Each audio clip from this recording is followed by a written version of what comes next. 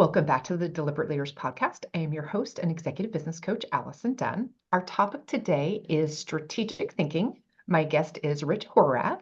Rich is the founder of Strategic Thinking Institute and is a best-selling author of 8 books, including his most recent work, Strategic: The Skill to Set Direction, Create Advantage, and Achieve Executive Excellence, and was selected as Inc. Magazine's top 4 choice of must-read books for 2024. Rich, thank you so much for joining us here today. Allison, thanks for having me. My pleasure. I love to kick these off with a deliberate conversation. What would be your number one leadership tip for our listeners today? My number one leadership tip for listeners is new growth comes from new thinking. We don't want to fall into Albert Einstein's trap when he described insanity as doing the same thing over and over again and expecting different results. So for business leaders out there, if you're doing the same tactics in the same way year after year and expecting some type of miraculous new growth, it's not going to happen. We have to give ourselves new tools, new techniques, new tips to think differently. That's when we can get different results for our business. That is so brilliant. My general assessment of the marketplace today, because what you've just said just hits so many things like straight on, that continuing to do the same thing and expecting a different result, like we have to do new things. Yes. So let's talk about how to do new things well and do them strategically. How does that sound? Excellent. Let's do it. All right. So strategic, the term is often overused or misused in the world today. So how do you define it? And how do people become more strategic with their thinking? Yeah, so I define strategic as possessing insight that leads to advantage. And if we use that definition, now instead of putting the word strategic in front of everything just to sound more important, we really can think about what's strategic. Well, a plan can be strategic because a plan could have insight that helps you achieve competitive advantage. A person can be strategic. They can have insight that helps you create advantage. So to your point, it's really important as a leader, as a leadership team, to have a common language for strategy. There's 91 different definitions of strategy reported the last 3 or 4 years. So as a leadership team, really make sure you sit down and clarify for everyone in the room, here's how we're going to define strategy. And again, if we're going to be strategic, I equate it to like being physically fit. If we run 3 miles once a year, we're not going to have good cardio. But same thing with strategy. If we do strategy once a year during our process for 2 days, and then we put it on the shelf, we're not going to be strategic. So we really need to be able to think, to plan, to act strategically day in and day out. And the best way to do that, to your point, is to be strategic, meaning to really look for new insights, new ideas every day, to have that explorer's mindset. Yeah, I love that. There's a statistic that shows in research, so 70% of executives are overwhelmed with the amount of data and information coming at them. So how can leaders navigate their business through these complexities for more clarity? Yeah, Allison, it's a great question. So one of the things to consider is, we as business leaders, oftentimes we like to jump right to the solution because we're action oriented. We want to get on with things.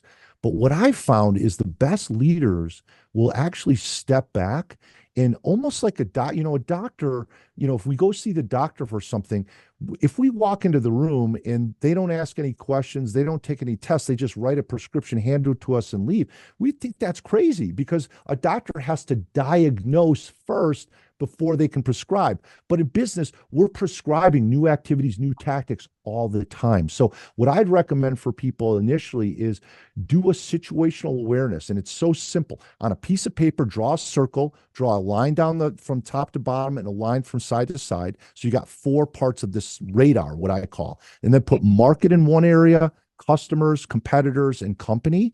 And now do a brain dump.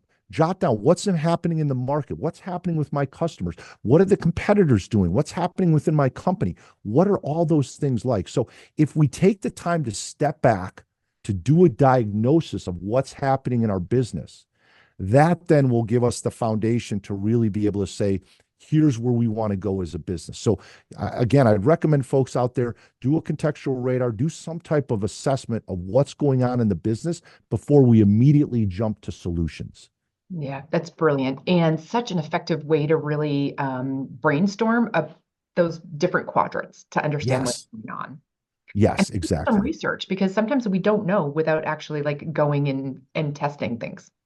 Allison, you brought up, and that's such a great point you just brought up too, because doing that exercise, to your point, there's some things we're not going to know. So great. Here are the questions that we need to go get answered so we're better informed about the competition or the market or the customers. What are some of the most common mistakes that leaders make when they are trying to identify their strategies to put in place? Yeah. So the biggest one is mixing up strategy with what you're trying to achieve, the goal or the objective. So oftentimes, Allison, I'm sure you've seen this too. People say, well, our strategy is to be number one in the market, or our strategy is to be the market leader. That's what you're trying to achieve. So again, if you're a business leader out there, just remember you've got to answer two questions all the time. Number one, what are we trying to achieve? And number two, how are we going to achieve it? So the goal and objective answer what you're trying to achieve. The strategy is how you're going to do it. So I equate it like a New Year's resolution. 80% of New Year's resolutions fail because that's basically a goal. I want to lose 20 pounds this year, but they don't put the strategy, they don't put the plan in place to get there. And as business leaders, we need to make sure that we put that plan in place as well. So I'd say that's probably the biggest one is just mixing up goals and strategies. So again, sit down with your team and really educate them on what the difference is and really make sure that you're answering those two questions. What are we trying to achieve? How are we going to do it? Thank you for that. Let's talk about the difference between tactical and strategic, which I think kind of aligns with what you've just talked about. But like, how do we know when we're being too tactical and not strategic enough? And how do you balance the two? Yeah, it's a great question because I look at lots of plans each year. I know you do too. And oftentimes we see strategy and tactics either intermingled or sometimes there's really not a strategy and there's tactics. So again, when we think about tactics are important. Sometimes they get dismissed, but they are important. So again, if we think about strategy, let's just say we have a goal to get to a top of the mountain. Okay, that's what we're trying to do. We're trying to get to the top of the mountain. The objective might be to go 3,000 feet each day for 3 days so we get to the 9,000-foot top. So that's what we're trying to achieve, the goal and objective. Now, to your point, the difference with strategy and tactics, strategy is the general path that we're going to get to the top. So can we go straight up? Do we need to zigzag? Do we need to go around to the other side? What's that general way we're going to get to our goal?